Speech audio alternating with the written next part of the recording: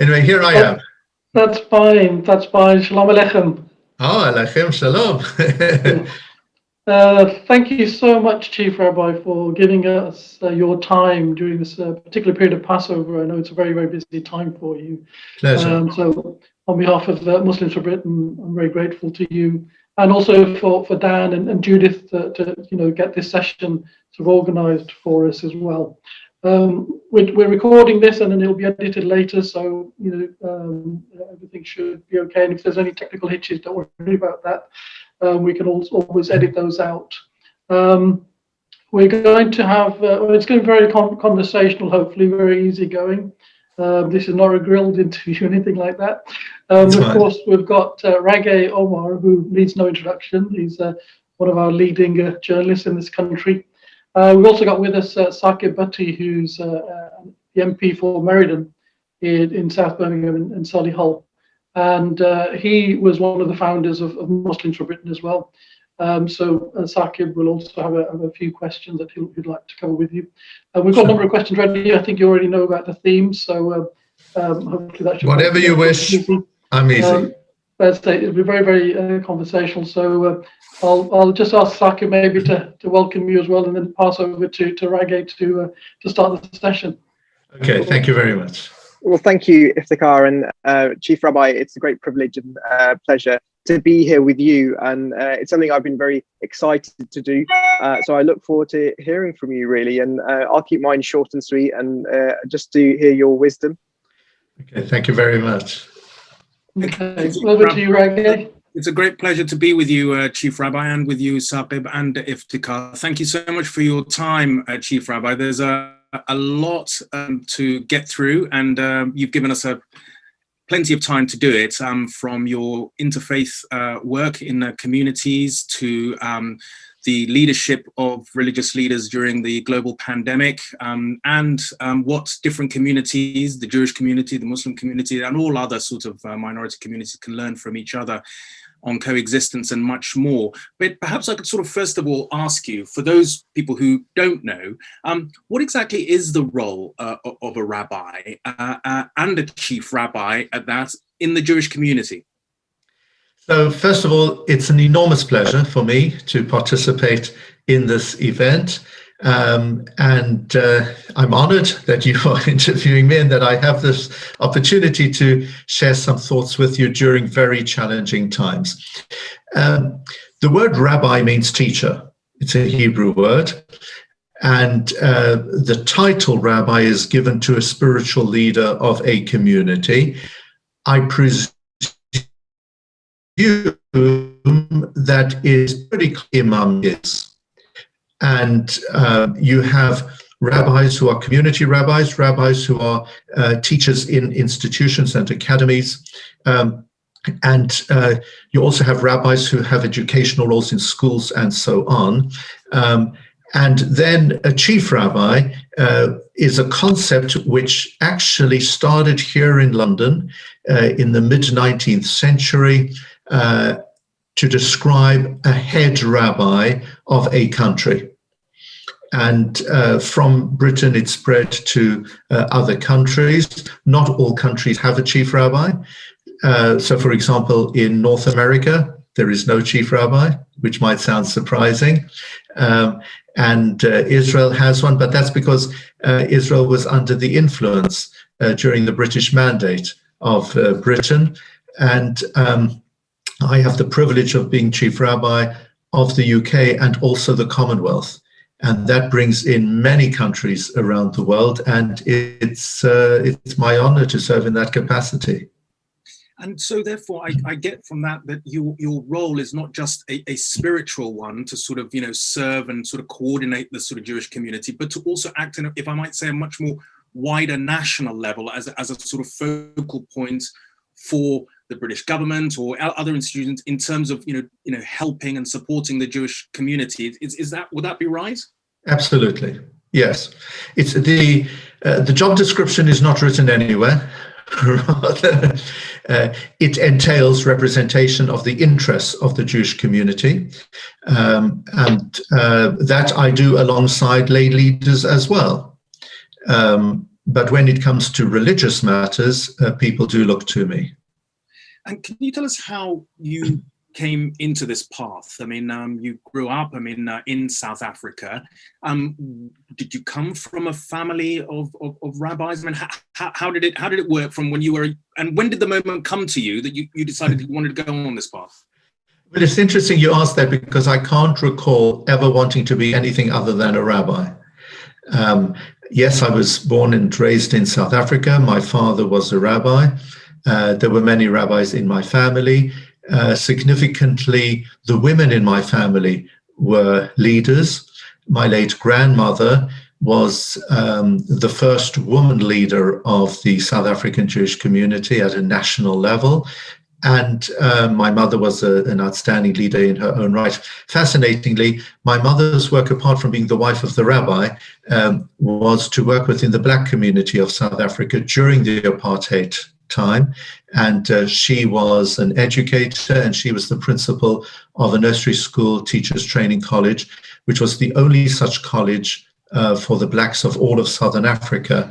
So therefore, growing up, I was fully immersed within the day-to-day lives of those suffering in South Africa during apartheid times. And I've always been exceptionally sensitive to the needs of the downtrodden, and have seen it as being an integral part of our Jewish faith, that we should seek to serve the needs of ourselves and also every human being on earth. I want to absolutely talk about that point, because the next question was going to be, what impact did seeing and living amongst apartheid have on you? You've begun answering that question, but I really want to sort of carry on, because one of the things, I lived in South Africa as a Black journalist after apartheid, about 5-6 years after apartheid, which was very much still the early days in which the laws had gone, but the system and social economic system that underpinned it hadn't ended yet. And one of the things I was very aware of was that through the anti-apartheid struggle, Jewish leaders played a very, very prominent role within the ANC, within the trade unions, within the South African Communist Party. And, every single leader of the ANC has been on record to say that, the Jewish, South African Jewish community played an instrumental part in the anti-apartheid struggle. Yes, that is correct. And growing up, I didn't know any other way of life. But it was from my home that I learned that this was not the way of life that we should be proud of. And my family was very much part of the anti-apartheid struggle. We were proud of the fact that Nelson Mandela had worked as an intern lawyer, which was Sadelsky and Eidelman. My grandmother was an Eidelman, and my great uncle was the man who employed Nelson Mandela at a time when white people would not have wanted a Black person to be on their payroll. And in fact, in his book, A Long Road to Freedom, Nelson Mandela paid tribute to that law firm for taking him on, and to the Jews of South Africa. And yes, there were some members of my family who were under house arrest at the time. And my father, who was a rabbi, made a point of paying visits to prisoners in Robben Island, and had many stories to tell about those experiences. So, yes, we grew up. It was a system of life. You couldn't do anything about it. This is how life was. But I was raised to understand that the repugnant way that we viewed apartheid to be was an integral part of our faith, and how, as Jewish people, for us, as the Talmud says, the most important verse of the whole Bible is Genesis chapter 5, verse 1, which records the fact that every human being is created in the image of God, and therefore we have a responsibility towards one and all. What did that experience and your family's integral sort of part in apartheid? It's an amazing story of Nelson Mandela and your family that you tell. What legacy has it left you with in terms of your rabbinical sort of work beyond South Africa? I mean, here in the UK and in Ireland. In what ways?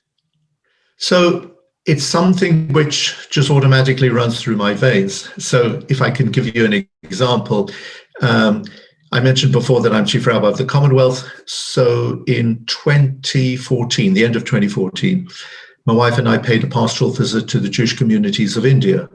And we visited 19 communities in 11 days throughout the length and breadth of India. But we made it part of our itinerary to visit slums. And it was as a result of our experiences in Calcutta and in Mumbai that on our return to London, my wife and I founded the Ben Azai program, which has now been running for 5 years. It's a phenomenal program. What we do is we send Jewish university students to either Africa or to India, where they are exposed to the reality of dire poverty. We train them to understand the context within which such poverty takes place, and they come back to the UK enthused to volunteer to look after the needs of causes well beyond the Jewish community. So that's an example of how my upbringing has impacted on the type of initiatives that I've been able to launch. And in terms of, I mean, your, clearly passion to promote and cement interfaith dialogue, coexistence, and beyond. What's your vision and hopes on this? Because in some ways we live in a very, very fractured and polarized time, politically, socioeconomically. I mean, interfaith is under threat and under stress, isn't it? Yes, absolutely. The best way I could describe my vision is through using the imagery of a symphony orchestra. So you have individual unique sounds coming from each instrument, very different from the other instruments, but under the baton of the conductor, together they produce perfect harmony. Mm-hmm. So that is my vision for an ideal utopic future. It is not that every person on earth must look the same, believe the same, and say the same. Rather, we are different. We must acknowledge our differences. We must respect our differences. But under the baton of human cooperation, we need to come together to bring about harmony within our society. Okay, Chief Rabbi, that's very, very fascinating. I'll just hand over to Sapib, who I'm sure is very keen to ask some questions of you. Thank you. Okay, great talking to you.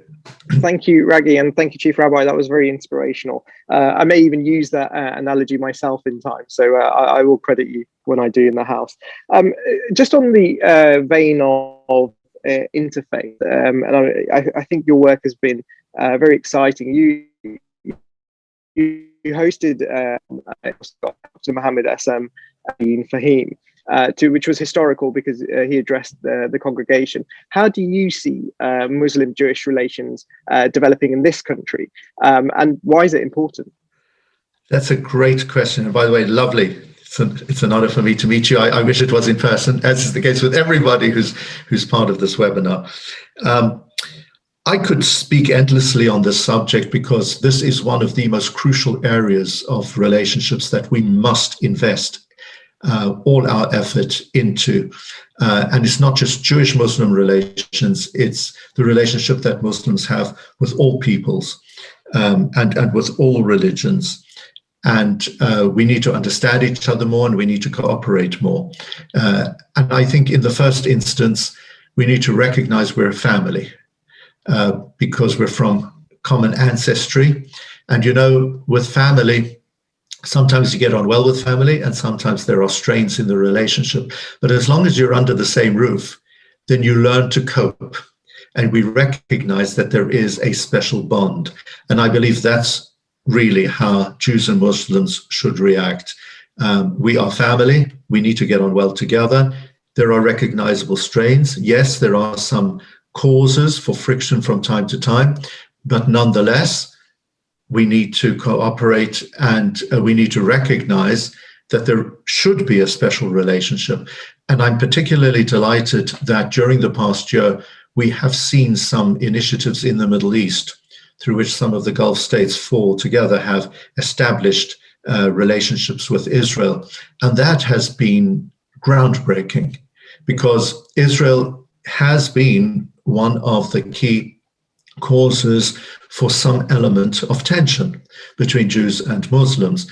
But these countries have shown that it is possible to have a constructive relationship with the state of Israel, a forum through which one can express differences and speak openly about them, but at the same time recognize that Jews and Muslims do have a special familial tie. Now, within the UK, we do have quite a number of organizations, and they are well run. And of course, when it comes to interfaith, it's not just important what happens right at the top of the pyramid. Everything needs to filter down to grassroots level, because it's what happens at grassroots level that's the main thing.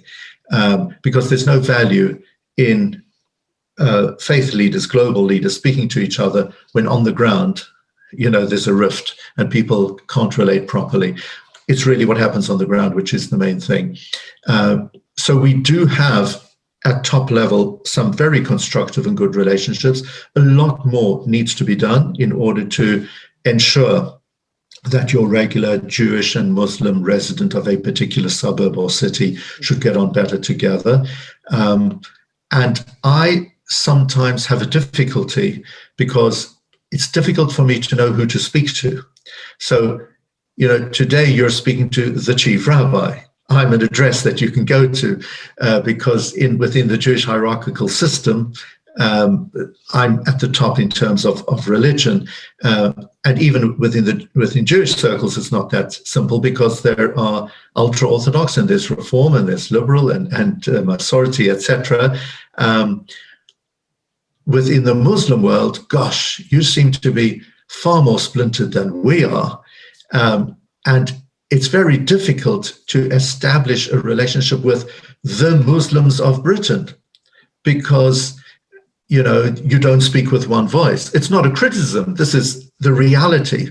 And perhaps it might be helpful for yourselves to realize that me coming from the outside, I want to build bridges. I want to establish close ties, but it's very difficult. And it's particularly difficult because there are quite a number of Muslim leaders who agree to speak to me, but under the radar. It has to be confidential. I do understand the stresses today. They're looking over their shoulders, and I do understand these are difficult and challenging times. There are some others who are brave, who are courageous, who openly speak, and we engage in public constructive conversations, speak about our faiths, about the way forward, who are part of various organizations. And I wish that more people were, because that's really the only way in which we can move forward in a more constructive manner. Well, thank you, Chief Rabbi, for that assessment. And I guess just doing more work with the Grassroots, if there was one project that you've seen that's helped foster British Muslim and British Jewish relations, what would that be, or what would you like to see? What's the project that really stands out to you? So that's a great question. I would differentiate between two types of projects.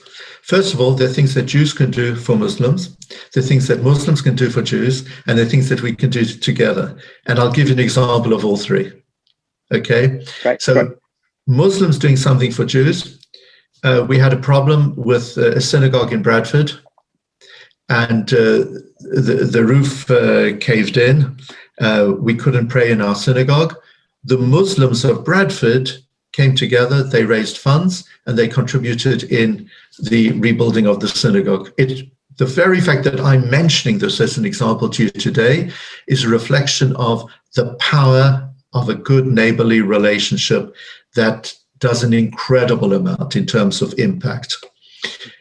An example of something that Jews do for Muslims, I'd actually mention two. One was the Muswell Hill community. There was a Muslim center in East Finchley which burnt down about 3 years ago. Gosh, I can't remember the name of it. And for nearly an entire year, the Muswell Hill Jewish community provided space in their synagogue hall for the Muslims of that community to pray. And it was beautiful. It was very special. And I would add to that an experience I personally had when we had the massive wave of refugees entering into Europe, crossing the sea very dangerously. our Jewish community raised significant funds in order to help the refugees. And I personally visited Edomeni, which is on the border of Greece and North Macedonia. At the height of that immigration, there were approximately 10,000 people crossing the border every single day. And we set up a mobile medical unit and provided halal sandwiches.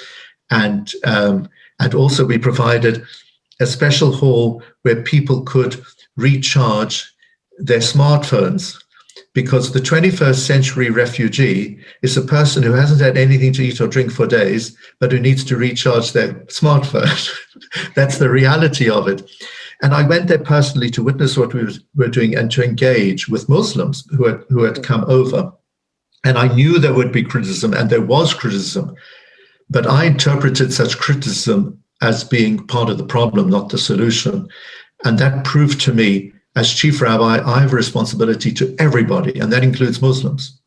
And that became very trying, because you will remember that there was a terrorist incident in Cologne involving one such refugee. And then people said, aha, chief rabbi, so you went to hand out the halal sandwiches to somebody who was going to be a terrorist. And I said, come on, this is a drop in the ocean. Just look how many tens of thousands of people came through.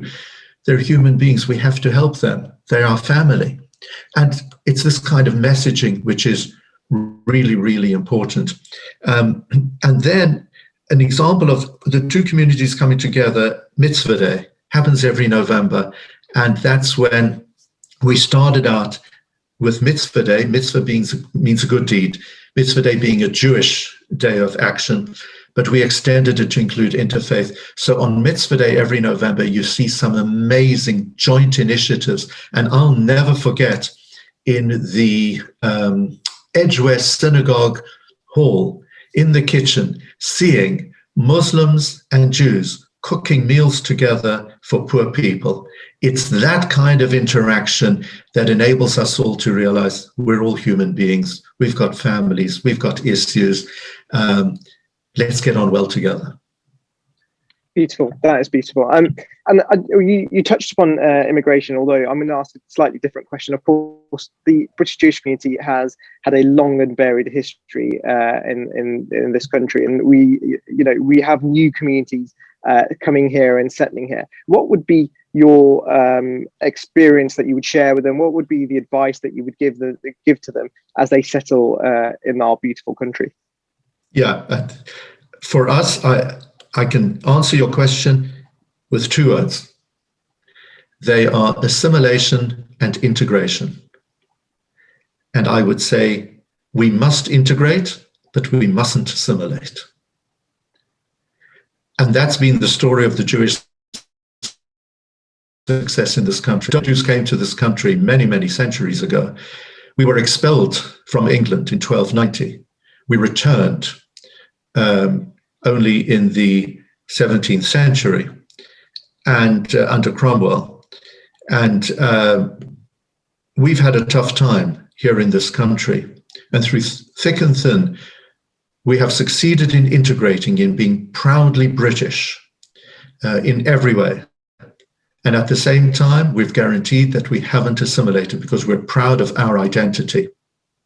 And that's my advice to all other religions. We need to be proud of what we are about, stand up tall, celebrate our differences, celebrate what makes us into the special people with a special tradition and identity. And at the same time, let's be proudly British and integrate into society well. Fascinating. That's really, really great answer. And my final question, really, and it's something that I'm really passionate about in Parliament, which is the environment. And one of the things I've been championing is the role of faith communities. And obviously we have COP26 happening later this year. I just wanted to kind of open up the floor to you to kind of share your opinions and your advice and what faith communities can do, and really taking this bull by the horns and making the most of what we can of COP26 and championing our environment. So thank you so much for raising the question, and I know our Jewish community in Glasgow is very excited about the second week of November, when COP26 will come to Glasgow, to that city. And my office has been involved in some of the preparations. And yes, faith communities must get involved. Now, it goes all the way back to creation. When the very first human being was created, the Torah, which is the Bible, the book of Genesis, says that God placed Adam in the Garden of Eden, Le'ovda Ureshomra, which means to work in it and to look after it. Those are the two imperatives relating to our world. When God put human beings into this world, we must work on it and we must look after it. I think we've done very well with regard to the first imperative. We've worked on it. We've been creative. We've done phenomenally well. Look at what we've produced in this world. With regard to the second imperative, we haven't done so well. We might even be failing. We haven't looked after our earth as we should. And the whole concept of climate change started out as being, forget about it. It's these weirdos here, right? These extremists, they're raising their voices again. This has been a terrible error by our society. And I congratulate all those who have been promoting the action that needs to take place as a result of climate change and what we must do for our environment. And I believe we have a religious imperative to look after our world. It's what God charged us with. And we've got a responsibility. It's to our children, our grandchildren. And I would say, if we are not careful, our great-great-grandchildren might not have the same world to live in as we have today. The change will be so dramatic, and it's urgent. In fact, we're already late. And I'm so pleased that Britain will be hosting COP26. And it's been tragic to see some countries who should have known better in the recent past, who have not been cooperating with these global efforts. The whole world must come together, and we've got an enormous responsibility. So you can see I'm passionate about it like you are. And thank you for taking a lead in Parliament in this matter. My pleasure. And you're more than welcome to come and visit in the West Midlands. I will show you my constituency. We're committed to planting over 250,000 trees. And of course, I'd love to host you in Westminster as well at some point. That's fantastic. Well done. Yeah. Thank you for the invitation. Thank you. And I'll hand back to the expert, Rabbi. Thank you very much, Sabib. That's fascinating to hear you talk on all of those subjects. In addition to the great challenge of protecting our earth and environmental issues, the one other global crisis that we're dealing with now is, of course, the COVID pandemic. And I want to talk a bit more about how one charts a course for communities by being the chief rabbi and by being a religious leader. I'm sort of very aware, and in fact, the Israeli Ministry of Health, Yuli Edelstein, who perhaps has probably the most watched Ministry of Health in the world, given how Israel has been dealing with the vaccinations. And one of the things that's clear is that it really has the illness has torn through the Haredi community, the ultra-Orthodox community. And we talked a lot about the responsibility of political leaders and religious leaders in doing that. So first of all, what should be the role of religious leaders, especially when we all face in our communities vaccine skepticism, which is a real problem? So you spoke to Yuli Edelstein, and you must have been aware of his personal past, because that man's life represents so much and is relevant to our subject, because he was a prisoner of Zion. He was thrown into prison in the former Soviet Union only because he wanted to express himself as a Jew, and his religious identity grew as a result of his prison experiences, to the extent that he's a committed religious Jew and serves in Parliament. He was the Speaker of the Knesset, and now he's the Minister for Health. A very special man. They say of him he might be the next president of Israel, but they say the same thing about 25 other people. So we'll see what happens. But maybe one day we'll remember this conversation, and this is where it was said. So coming to your question, for me, the COVID pandemic sends many urgent messages to all of our society. And the most pertinent one is we're all on the same side. The pandemic, COVID, doesn't differentiate between people of different races, people of different colors, different faiths. The COVID does not recognize borders.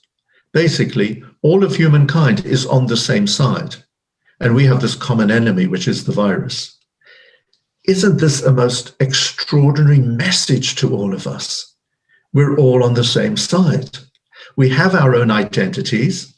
We mustn't assimilate because we must be proud of what we are about, but we're on the same side. For us to be engaged in friction, in enmity, and worse still, in warfare, which brings about bloodshed, that is awful. That is just terrible.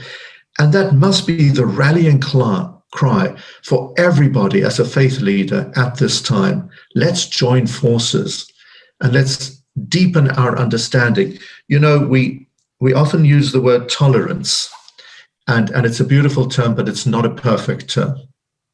Because if I tolerate something, it means I don't really like it, but I'm willing to allow it to exist.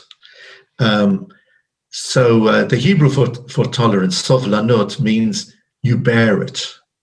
That's not a brilliant concept. It's okay.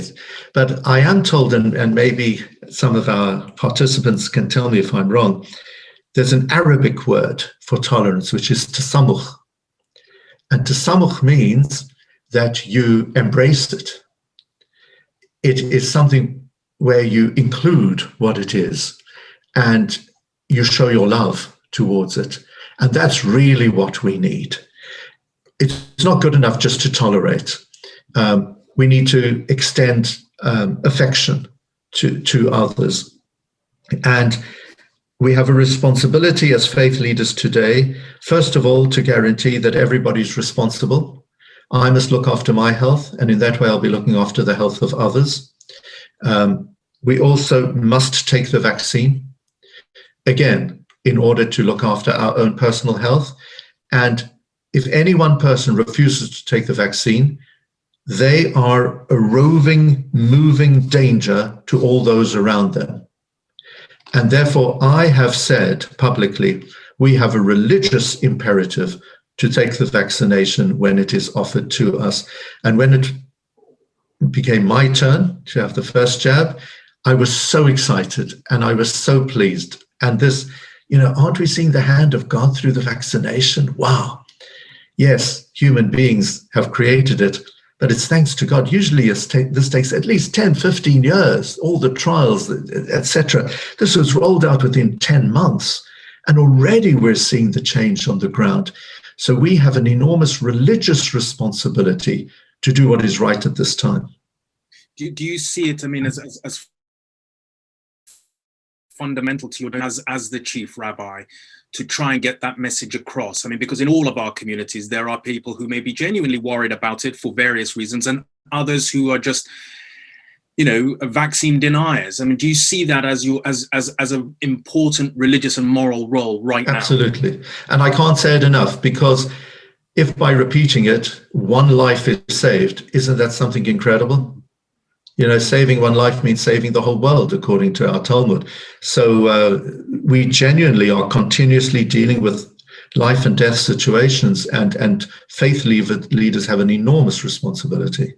How's it been? Just carrying out, religious duties. We're all used to, going to the synagogue, going to the mosque, going to the temples, on each of our sort of holy days. That's just not been possible. So, how's it been for you personally? Not being able to fulfill something that's been part of your daily, life for all your life. So, as is the case within Islam, within Judaism, you can pray outside of the house of prayer. So we pray in our houses, we can pray outdoors, you can pray as an individual. It's better to pray as part of a community, and the best is as part of a community in a synagogue. So our worship of God has not stopped in any way, but over 2 lockdowns, we've had periods when synagogues have been closed, really tough. And that is because our faith is so much connected to a building. But what we've been able to show is that community extends well beyond building. Community is all about people. And the amount of altruism, genuine kindness that has been shown in all sectors within our society has been absolutely extraordinary.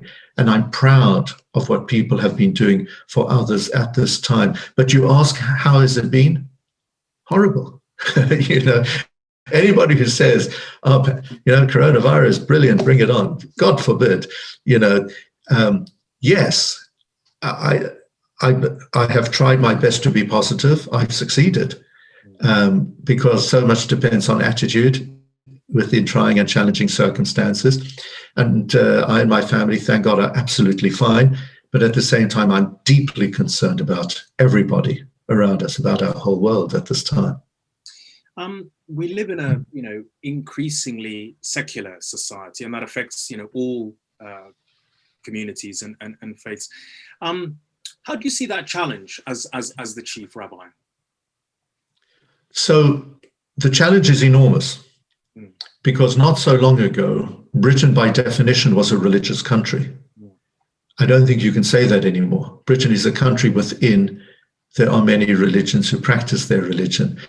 But I think that the secularist wave has been very successful, unfortunately, in this country. And we can see historically how the monarch is the head of the church. That's a pretty powerful statement about the place of religion within a country. I lament the fact that we don't see so much of religion within the public square as previously was the case. And there are some elements within our society who are trying their utmost to prevent religion from being expressed in the public square. And I recall a visit of mine to a Muslim high school here in London. We have Interfaith Week, which is the third week of November every year. And so I expressed the desire to visit a Muslim school. And the visit was set up, and it was a beautiful visit. It was a girls' high school. And seeing that the whole faces of, all the faces, hundreds of them in the hall was a lovely sight for me. And my message to the girls was, I said, you're wearing, the hijab, etc.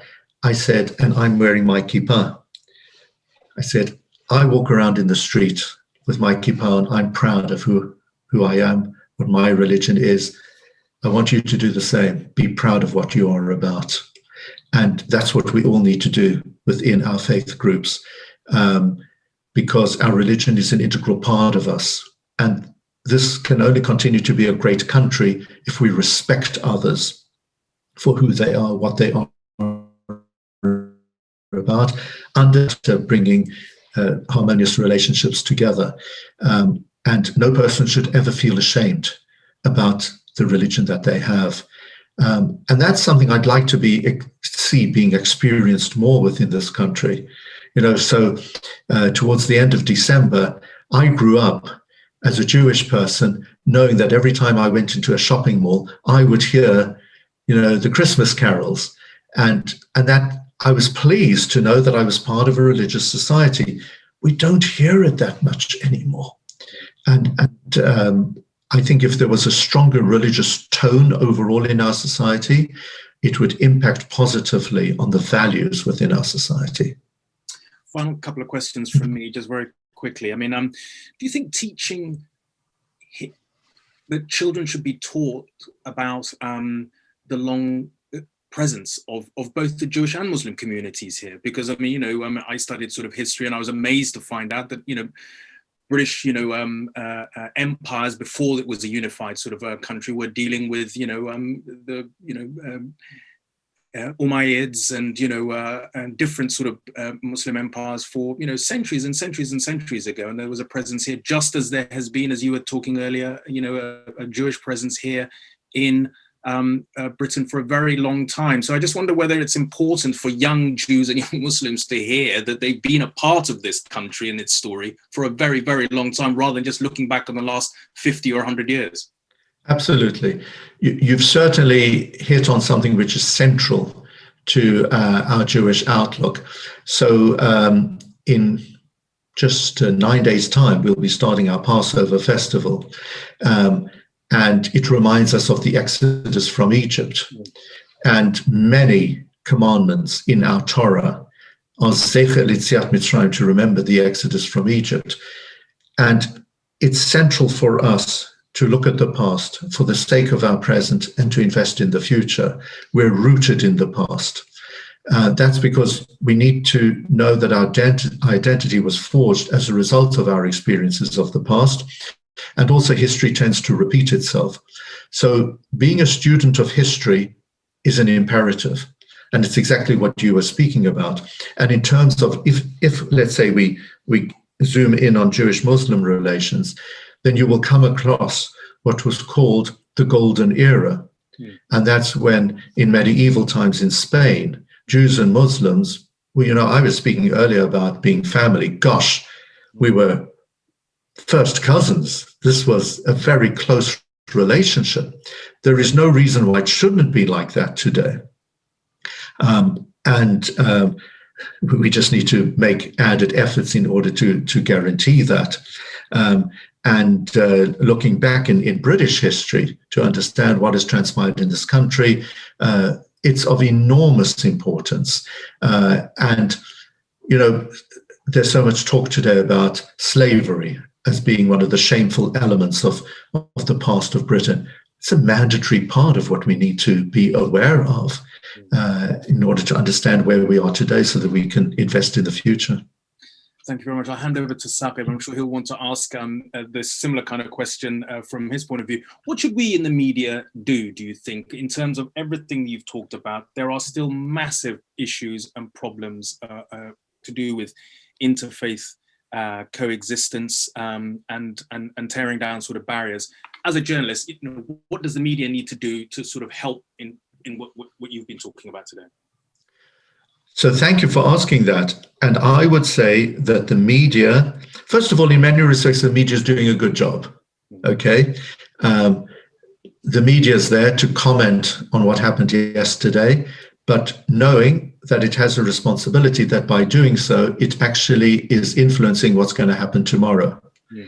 And therefore, all reporting by definition is subjective because people do have agendas. So what should the media's agenda be? It must surely be to make this into a better world.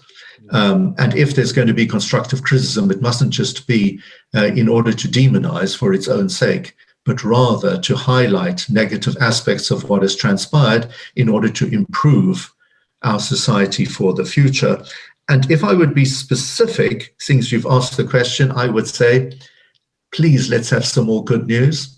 And you might say, oh no, but that's not going to sell news. We'll say, well, come on, spice it up. You can, the captain said, come on, look what he did. Yeah. Look what some good people and their actions, look how they can inspire our society. And it's happening there. It's happening all over the place. It's worthy of being commented on. And that will, if we're speaking, let's say specifically about interfaith, incredible stories. I was speaking about Bradford and Muswell Hill and Idumeni and Mitzvah Day. People need to know about this because that's the norm. It's not, the odd occasion on which something terrible happens. Thank you very much indeed, Chief Rabbi. Over to you, Saqib. Well, thank you, Raggy. I guess I'm going to follow in that thread a little bit. I mean, I was elected in December 2019. I was a businessman beforehand, and obviously you are thrust within months of being elected into a global pandemic and some very difficult decisions, very stressful times. Chief Rabbi, what's your advice to politicians of today, not just the Conservatives, but across the House? What's your advice to them? Wow, what a wide question. I mean, I could speak endlessly, but ultimately, all right, what I'll do because there are so many elements of this, let me choose one single subject. Sure. Okay. I'd sum it all up in one word: truth. I think, unfortunately, there's an absence of wall-to-wall truth within global political circles. And if politicians are to earn the respect of the population, we need to know that there is sincerity, and we need to know that people are being genuine. Yes, I think it's natural for there to be lots of egos. People are fired with ambition. That's okay. All right. But ultimately, one needs to be representing what is right. One needs to be responsible, and we need to be sincere and be truthful. And I think that globally, the truth has taken an enormous knock in recent years, to the extent that in some circles, it's even become the norm that people just lie through their teeth. Sorry to be so specific, and obviously I'm not speaking about you. I'm letting off about all of politics throughout the world, because I think that was your question. Yeah. And let's be more truthful. Well, I certainly look forward to having many honest conversations with you in the future. Yeah. I'm just conscious of time, but I'm going to ask one final one, because we have a roadmap out of COVID. Vaccinations are going very strongly. June the 21st happens and the country opens up. What's the thing you're going to wake up that day and you're going to be excited to do? What's on your mind? Oh, wow. I'm going to a wedding. It's in my diary for that day. Yeah. Now, on June the 20th, you can also go to a wedding, but only for up to 30 people, outdoors. All right. June the 21st, we're being told it's going to be life back to normal. I don't think it's going to be life back to normal. And I fear that people are anticipating a normality that is akin to February of 2020. I don't think it's going to be like that. I don't know more than anybody else, but my presumption is, yes, you'll have large numbers who'll be able to gather together, but still with some social distancing, still indoors with masks on, still precautions, etc. Big question, will we be favoring those who've had vaccinations as opposed to those who haven't? Will there be vaccine passports? How's it going to work? But I'm all right. So I told you what's in my diary, but there's actually something far more important than that. I just love to hug my grandchildren. That's what I'm looking forward to. And I'm not sure if I'll be able to on June the 21st. I really hope so. But just to hold my grandchildren in my arms, oh, that's an incredible. And isn't this a crazy situation that's what a person's saying? Whoever would have believed that somebody would be saying that? But I really look forward to that time. I want to add to that beautiful message, and I certainly hope we will have that. We will have that opportunity to do all that. Thank you. Thank you very much. Thank you very much, Chief Rabbi. I've got to say that I find your story and actually your words really inspirational. The hour that we've had with you has gone by very, very quickly. And I think there's just so many golden nuggets there of things that we hope we can share from this interview with the wider audience, particularly our audience for Muslims for Britain. The two of the areas that you touched on are sort of our key areas of work that we want to try and promote. One is faith in public square. We think in Muslims for Britain that faith still has a very important and positive role to play in the development of society. And that's something that we try to promote, which is part of the reason for having you on the interview today. We're doing it with the faith leaders as well. And the environment, of course, as well, is something that touches all of us. I think you talk about COVID, being on one side, the rest of the world being on the other. And of course, the environment is also similar in that it affects us all. If we have the temperatures rising and the seas rising, it's going to affect every single human being on the planet. So it's another area of work that we want to try and promote. So thank you for that. I mean, in terms of interfaith work, personally, my personal story is that my father, after the Rivers of Blood speech in Birmingham in the late 60s, set up a very pioneering interfaith group called All Faiths for One Race, bringing together different faith communities. Very pioneering. If you look at the 60s, that there weren't that many of those sort of things going. So I actually grew up in a household where we had Jews and Christians and Sikhs and all sorts of people coming and visiting, and that sort of inspired me, which then in 2001 I set up an interfaith group where I live in South Manchester, in Altrincham, which I don't know if you know the area, but we have, I know it very well. three synagogues, as you know. Yes. They're quite a large Jewish community. So, I've had Jewish interaction with the Jewish community since childhood. And in fact, even when I was at Leeds University, I was the only non-Jewish member of the JSOC, interestingly as well. So community cohesion, building those relationships. And as you say, working at the grassroots level is actually important, not just faith leaders coming together. And when we set up the Altrincham Interfaith Group, that was very much a key part of what we do. And we have friendship circles where small groups of different faith groups get together on a regular basis. My interfaith group, friendship group has been going on for 15 years now, and building solid friendships between just people on the ground. And I think that sort of work is very, very important. I think we've got many lessons to learn from what you've taught us, and the sincerity of the work that you're doing. And I just, I like the other message about, integration but not assimilation.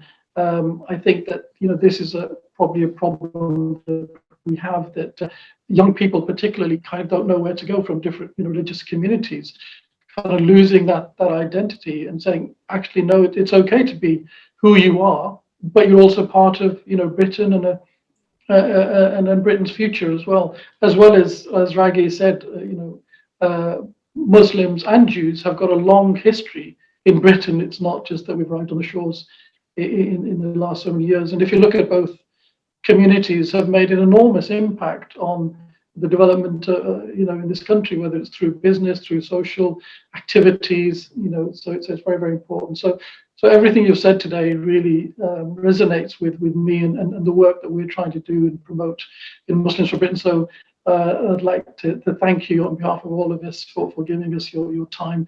And of course, we'll make this message available to a very big audience. Hopefully, it should be going out to tens of thousands of people. Hopefully. Well, thank you so much for having me. It's been a real pleasure, and God bless you in all of your endeavors. And I look forward to future occasions, and hopefully then it won't be through Zoom, it can be in person. Yes. Inshallah. And thank you for Dan for setting this up as well, and Judith. Okay. Thank you very much. Thank you very much.